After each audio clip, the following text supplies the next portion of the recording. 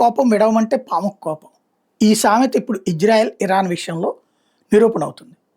Israel నువ్వు యుద్ధం ఆపయ్యా అని అన్నావు అనుకో, ఎందుకు అంటాడు. అదేందయ్యా అవతల ప్రాణ నష్టం అంటే, మరి నా దేశంలో ప్రజలు చచ్చిపోతుంటే ఎవడి బాధ్యత అంటాడు. నా దేశం మీద టార్గెట్ చేసి ఓ పక్కన హౌతీలు, Hezbollah, Hamas, Islamic resistance force, Islamic jihadist force అంటూ 5 దేశాలు నా చుట్టూ ఉన్న వాళ్ళతో నా మీద దాడులు చేస్తుంది, నిరంతరం ప్రాణాలు తీస్తుంది. అట్లాంటి వాళ్ళని నేను ఎట్ట వదిలిపెట్టాలి అంటాడు. అలాగే రేపు పొద్దున ఇరాన్కి అణుబాంబు తయారైతే ఏ క్షణంలో మా మీద వేసిన ఆశ్చర్యపోనక్కర్లేదు. కాబట్టి ముందే మేము దాన్ని అణుస్థావరాలని దెబ్బతీస్తున్నాం. దాని అణుస్థావరాలు పోతే చాలు, అది దాని మిగతా యుద్ధాన్ని గురించి మేము భయపడమని చెప్తుంది ఇజ్రాయెల్.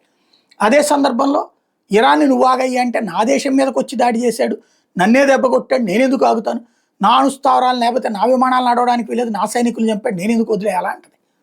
ఇప్పుడు ఇది పరిస్థితి. ఫైనల్గా ఇక్కడ యూరప్ దేశాలు, అమెరికా పొరపాటున ఇజ్రాయెల్ వెనకాల యుద్ధంలోకి దిగినా, లేదా